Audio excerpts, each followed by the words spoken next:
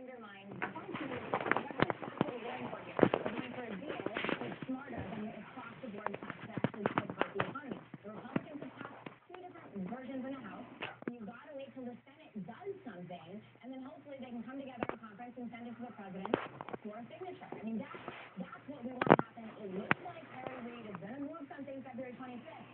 That's the best case scenario. But if the Senate doesn't move, we might just have to question. Yeah. That is what's been What are you filming that for? On his video thing.